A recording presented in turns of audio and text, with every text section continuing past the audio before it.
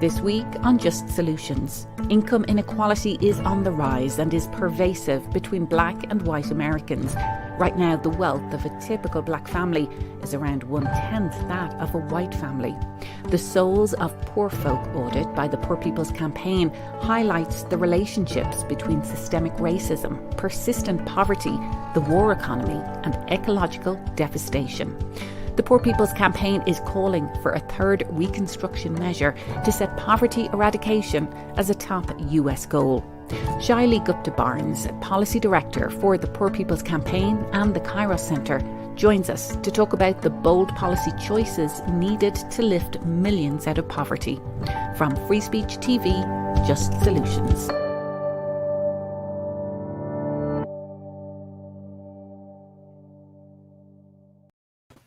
Well, welcome to the show. It's great to have you with us. And we're going to talk about that audit, the title of which harks back to that seminal work back in 1903 by W.E.B. Du Bois, The Souls of Black Folk. And that really laid out what was happening for African Americans. And of course, your report shows the intersection of systemic racism and poverty and so many other issues. So what exactly was the report? What was the audit and what did you find?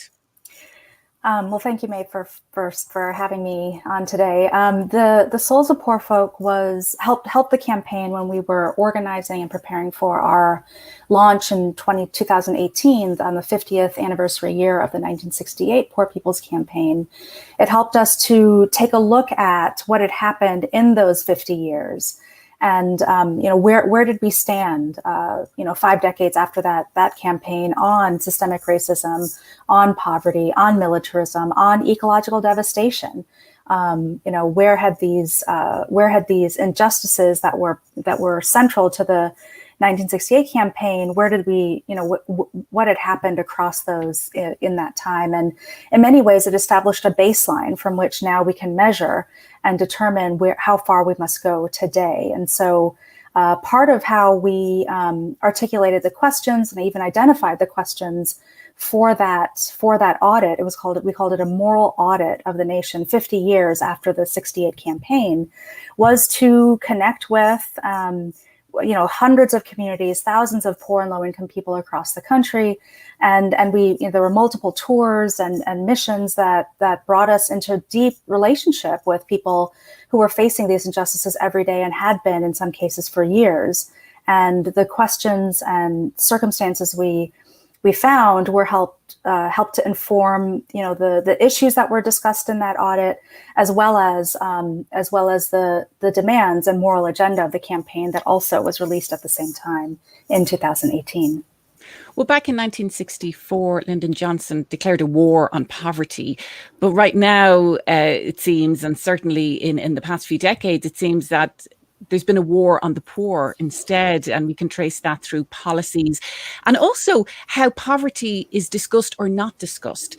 You at the Poor People's Campaign and the Kairos Center, you frame poverty and budgets as a moral issue.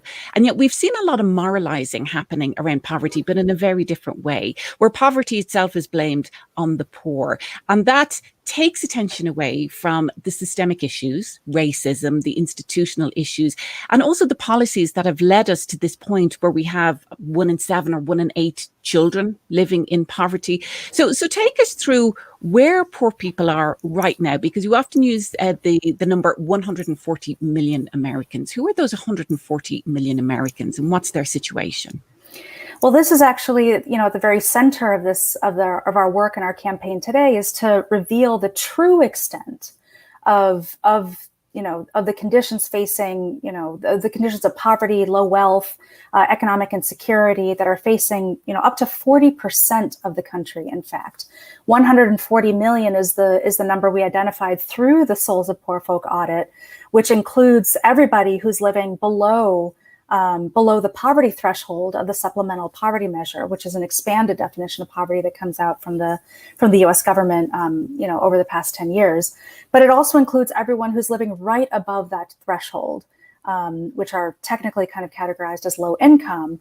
But really, the threshold is too low today to account for contemporary costs of living, to account for the costs of healthcare, childcare, any of the basic things we need today that weren't actually part of the understanding of poverty when the poverty measure was first implemented by President Johnson more than 50 years ago. And so we look at everyone who's living below that line, everyone who's living right above it, as we say, one emergency away from economic ruin. And this includes, more than up to 60% of Black people in the country. That's about 26, 27 million Black people. It includes close to over 60% of Latino and Latina people in the country. This is, I think, around 38 million. It includes 60% of Native and Indigenous people, 40% of Asian people, and 1 out of every 3 white people in the country. Or, numerically, that's the greatest racial category in the country. It's 66 million poor and low-income white people in the country. And so this is the face of the 140 million. It's actually, more than half of our children, 39 million children. So when we look at the full extent of poverty, low incomes, low wealth, and economic insecurity, we are facing a real systemic crisis that has its roots in unjust laws, unjust policies that have made all of this worse over the past 40 years and more. Well, we are seeing at least an acknowledgement of poverty by the president, because this in and of itself, to even acknowledge poverty and to have that as a part of the platform back in 2019, then candidate Biden discussed poverty and its eradication as part of his platform. Now, President Biden is making connections between systemic racism and poverty. This is groundbreaking, albeit it's 2021. So in terms of what we've seen happen with the American Recovery Campaign, and we'll get into how the COVID crisis has exacerbated everything, but are you heartened either by the rhetoric or any of the actions that we've seen thus far from the Biden administration? Absolutely. I mean, this is for the first time in decades, we are having a national conversation of poverty. Poverty is on the national agenda.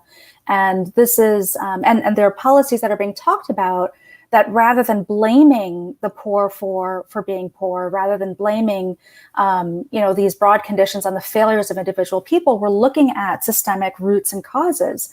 Something like, the expansion of the child tax credit, which would automatically, give monthly payments into the accounts of poor and low-income people without testing requirements, without moralizing, whether people deserve or don't deserve this. But if you fall within a certain, income range and are designated as, requiring this assistance, you receive it. This is the kind of universal approach, a universal policy approach that we need right now. And this is a marked and significant change from the neoliberal kind of trickle-down approach to anti-poverty policies we'd seen since the 1970s, 1980s. And so this is a huge step forward, and it is just an initial step. Many of the changes that we've seen through the pandemic and with this new administration are temporary. Temporary measures. They have not been made permanent. And so this is why the Poor People's Campaign is continuing to organize and push for not only that these temporary measures be made permanent, but we fully address these issues by changing the poverty measure, by looking at the true extent of housing insecurity and the massive numbers of people who remain uninsured throughout a public health crisis, the massive numbers of people who do not have access to basic worker protections like paid leave, like living wages, like expanded unemployment insurance in an economy that we know still does not have enough jobs, is 8 million jobs down from where we were before the pandemic. So we are heartened by this step forward, and we know how much more there is left to do. And that is our motivation to keep building this campaign and keep pushing to keep this 140 million at the center of the national conversation right now. Well, in terms of that child tax credit, that expansion, the supplemental poverty measure, that is really being welcomed by folks like yourself, but also many others who say this could be the piece of policy that could make the biggest difference, particularly for childhood poverty. And it could particularly impact and benefit children of color. And as you laid out the Yes. statistics there, they're most impacted, Black children, Asian Americans, Native Americans as well, that this could really work. But it needs to be permanent, as you're saying. And while at the same time we're seeing that, we're also seeing at least 25 Republican-controlled states are cutting the $300 weekly federal unemployment benefits. So on the one hand, you have some type of action happening at a federal level, but then you have certain states that are pulling the rug out from underneath some other folks who are struggling as well. So it's not a clear picture by any stretch. Well, what's clear in some ways is why we need something like, as has been called for, this third Reconstruction, this kind of massive expansion of democracy, of political rights and economic rights, because part of what enables these 24 states to cut unemployment benefits right now, before we've entered a real recovery, while millions of people are still still in dire need of them, while we still don't have, $15 an hour minimum wage, or, at a national level, or any kind of living wage. Part of what enables that kind of, those cuts to happen is these attacks on voting rights, is this massive expansion of voter suppression that has really grown over the past 10 years, that, relies on keeping people away from the away from the polls, away from exercising their constitutional right to vote, to first place people into office who then enact these kinds of policies. And so what we're calling for right now is, we're in a moment that actually requires a broad expansion of political rights, an expansion of democracy, so that we can ensure all of these economic rights that 140 people and actually millions more need right now, because included in some of those policies are debt relief, right? The security to have the kind of safe communities, safe schools that all of our children need. The ability to breathe clean air and have clean water running in our faucets, and all of these things that aren't exclusive to the needs of poor and low income people, but actually universal. And that's the kind of, to get to that space, to get to that kind of society, to realize the nation we have yet to be. We need this third Reconstruction. We need for massive movement behind a third Reconstruction to build the political and moral resolve to move us in this direction. I'm glad that you brought up the issue of voting rights, because in addition to efforts to roll back the federal unemployment benefits in certain states, we're also, as you said, seeing the introduction and the passage of bills that would restrict people's access to the ballot, whether it's mail-in ballot access or closing of polling places, or of course the voter ID laws, which disproportionately impact Native Americans, yes, people of color, and people living in poverty who don't have access to these required identifications that these laws are requiring. So when we see that happening, I think it's really important to draw the line between policies that are enacted at a state level and at a federal level, because I think very often we think of federal intervention is the only thing that can bring widespread relief, but we're seeing what's happening in states to undermine that federal relief. But also states have a huge role to play in their own policy enactment when it comes to poverty eradication and elimination. Yes, this is true. And this relationship between the states and our federal government is one that has been reinterpreted and reinvented time and time again, whether it was through and it's been tumultuous, those reinventions. And when what we're seeing right now, so we still need, the federal government to establish a floor. We still need to establish this basic minimum of what it looks like to have to secure our constitutional right to vote. Right. This is a right that has been fought for and expanded through social movements, that has been fought for and secured with the blood of generations before us. And we have seen now this rollback through over the past decade that is really undermining the gains of both the first and the second Reconstructions, more commonly known as the Civil Rights Movement, that expanded those rights. And what we're seeing is an historic chipping away and undermining that if these rights are not secured with federal intervention, with federal legislation and protection at this time, this is a move that we may not recover from for another generation. And so these attacks on democracy have not been, I think, fully appreciated, by the masses of people in this country who the way that systemic racism works is that it targets people of color, especially Black, Latino, Native people of color, especially poor Black, Latino, and Native people of color. And it prevents their full participation both in our democracy and our society and our economy.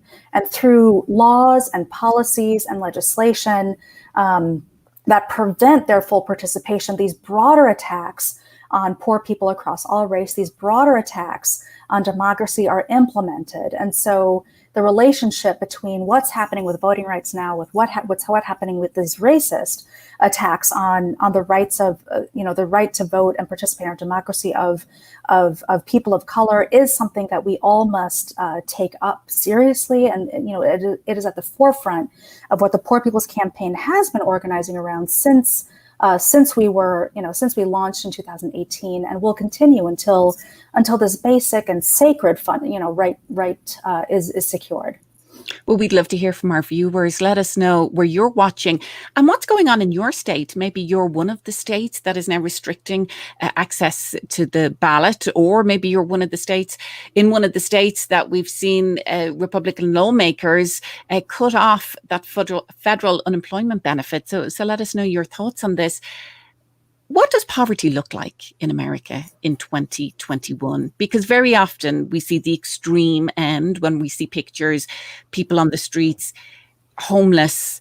We don't see the children. We don't see what's happening in rural areas. We don't see people who maybe have a roof over their head, but who are making decisions as to whether to pay the utility bill or feed their kids. What does poverty look like in 2021? It is devastating, as it always has been. It looks like working 2 and 3 and 4 jobs and still not being able to have your own home. It looks like working all of those jobs and still perhaps living out of your car with your children. It looks like having your utilities shut off, not having access to water or electricity. Or heat in the winter. It looks like this deep and it looks like needing to rely on your school, on your public school, to feed your children, and then wondering what's going to happen when school's out for various reasons. It looks like working in these low wage, frontline, quote unquote, essential jobs without any of the essential protections that we've needed through this pandemic, whether it is healthcare, whether it is paid leave, whether it's family leave, whether it is, living wages. It looks like living in a state of constant insecurity, whether that's economic or financial insecurity or emotional and health insecurity, housing insecurity. It means not knowing where your next meal is coming from, and then having to decide, as you said, which bills to pay and which bills to go further in debt on. And the face of poverty today, we know that women are disproportionately represented. Women of color are disproportionately represented among the poor in this country. Within, even though they're working in all of these, frontline, low wage, essential jobs, without any of these protections, taking on increased burdens of childcare and dependent care and all of the expanded care responsibilities that have been become more pressing through the pandemic. And it is also people who are living in every state in this country, in every region, in every kind of community, in an urban, rural, suburban, at the border, in the interior, in our coastal states, in the Midwest, in the Rust Belt, in the South, in the Midwest, in every region of the country. We have poor and low-income people who are fighting every day to make life, to meet their needs and to meet the needs of their families and loved ones. Well, Teresa is tuned in from Michigan, and she says that there is a Democratic governor in that state, but a Republican-dominated state legislature. And while there is a safety net, the Republicans are still trying to push their bigoted agenda. Teresa says we need to continue to work together to stop them and move the nation forward. You know, we've talked a little bit about the COVID-19 pandemic. Of course, that has exacerbated all of the existing inequities and has hit communities of colour, those frontline workers, the hardest. It's also grown the wealth gap, with the billionaires getting even richer. And that's what's made that recession quite different. I know you've spoken a lot about that this is not the recession of yore that we've had in the past. This is quite different, and particularly when it comes to that wealth gap. Yes, this is different. In most recessions that we've seen, you know, including the 2007-2008 Great Recession, the wealthy were also hit. It took months before they recovered their wealth through the Great Recession. And what we've seen in this pandemic recession is that the wealth of billionaires and, you know, the top echelons of our economy has actually grown by 1.4 trillion at the same time that, you know, more than 500,000 people have died, that millions of people are out of work, at the same time that unemployment benefits are being cut, at the same time that, you know, there's been this deep and widespread hunger and housing insecurity. A very small number of very wealthy people have managed to increase their wealth by trillions of dollars. And that is both, that's one thing that makes this different. It also calls out the kinds of policies, you know, that have prioritized the wealthy and the top of our economy for far too long, and why we need to move in the direction of finally prioritizing, you know, people who are poor, people who are low income, people who are actually holding up this economy. As we've said in this campaign before, the people who don't run the economy, but who make it run. These are the people who have to be the center of our policies now, the center of a real recovery through which, you know, we can actually heal and transform the country from here on out. Well, you've talked about the third Reconstruction, the second Reconstruction being the Civil Rights Movement, the first Reconstruction coming after the Civil War. What would a third Reconstruction look like? And this is launching, coming up soon. June 21st is a big kickoff campaign from the Poor People's Campaign. What exactly are you calling for as part of a third Reconstruction? So we had a couple of weeks ago, a few dozen lawmakers, led by Representative Lee and Representative Jayapal, both progressive leaders who have been, longtime advocates against poverty, against war, against systemic racism, and against climate crisis. They introduced, along with a representative group of lawmakers, a resolution, the third Reconstruction resolution, to fully address the crisis of poverty and low wages in the nation. And this is part of a broader agenda to build, a third Reconstruction that takes up the injustices of this moment, as we've been talking about, systemic racism and poverty at its very core, alongside the expansion of militarism and these deep climate crises that always hit poor and frontline communities first and worst. And what this would look like is first, doing things like updating the poverty measure so we can actually get a true accounting of who is poor in this country, and then implement anti-poverty policies to fully meet that need. It would mean having living wages and the right to form and join unions. It would mean universal single-payer healthcare for all, as well as the expansion of Medicaid, and guaranteeing the rights to healthcare for everybody, guaranteeing the rights to housing and welfare and water and diverse public education for everybody. It would mean an expansion of our voting rights so we can save this democracy and thereby ensure that all of these rights are secured from this generation and to the next. It would mean a bold climate agenda, a jobs program, redirecting our military spending and, demilitarizing our approach to foreign policy, demilitarizing our borders, demilitarizing policing, and moving resources that are in these systems of violence towards systems that protect life, and so we can ensure that we can all thrive and not just survive in this country. It would also include, of course, fair taxation and being willing to invest the abundant resources that we have in this country and that can be raised towards meeting these fundamental and basic needs.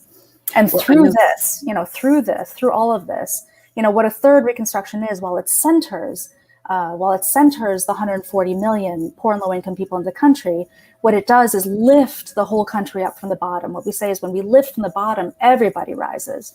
This is a direct counter to trickle-down policies that wait for wealth to come down. As opposed to that, we're saying we must lift from the bottom. Well, Hector is watching on Facebook saying a living wage is essential here in Corpus Christi as anywhere. Dan, who's watching on YouTube, says that we need to invest in working farms, communities, co-ops, yes, communes, this sort of collective idea of working together as opposed to leaving it to the billionaires. Dan also says that Bill Gates is buying up farmland. That's a whole other story. And Dan, we will be talking about what's going on in rural America on future shows. But there is a big kickoff campaign happening June 21st, 5:30 p.m. Eastern. People can catch it live on Free Speech TV and on our social media platforms as well. But what would you like people to take away, Shailly, particularly people who maybe don't consider themselves as living in poverty, who maybe see this still as this is something that's happening to other people, albeit a significant amount of other people? Why is this something everybody needs to care about? Well, if we can, if we look at if we look at what it does to our nation, when 40% of people can't reach their full potential, it actually brings this whole country down. And without policies that, without a third Reconstruction that, so if we go back to the history of the first and second Reconstruction, these were efforts to rebuild the nation, reinterpret the basic and founding creed to ensure the rights of life, liberty, the pursuit of happiness, and the right to enjoy the fruits of our own labor to everybody in this country. Rights are universal. And when some people don't have them, that means that none of us have them fully. And so the fact that, this is an effort to reclaim and reinterpret the founding creed of this nation for today's times. And this is something that, as we've been saying, is to the benefit of everybody. It is not only the right thing to do, it will ensure that our children and our children's children and their children's children can live in the kind of world that we all deserve. And on June 21st, at this massive national poor people and low wage workers assembly, we will be launching a year-long organizing drive towards a massive march in Washington, D.C. in June of 2022. And we need everybody on board to fight for this. This is an all-hands-on-deck situation because the very fabric of our country is being torn apart. And none of us can stand to the sidelines while that happens. This is a project that we are all invested in, whether we are of the 140 million or not. And it is not, we cannot leave this to the people who have benefited from the past year and a half crisis, economic crisis, health crisis, political crisis. We can't leave it to the people who've benefited from those crises to lead us out of this condition we're facing today. It must be led by the people who have been most impacted because they will know the true extent that we can and must go to revive the heart and soul of this country. Well, June 21st, 5:30 p.m. Eastern is when it starts, and you can catch it on Free Speech TV, on our social media platforms. And as well as that, find out a lot more information about all of this at the website for the Poor People's Campaign. Well, Shailly Gupta Barnes, thank you so much for being with us. It's a real joy to get to talk to you on Just Solutions. Thank you. Thank you. And join us next week when we continue our conversation on the effect of voting rights erosion, what we're seeing in state legislatures around the country to restrict access to the ballot. Our guest next week is Lisa Graves of True North Research and Bold Rethink, who will talk about why restricting access for some people to the ballot impacts us all. That's next week. Same time, same place, Free Speech TV, Just Solutions.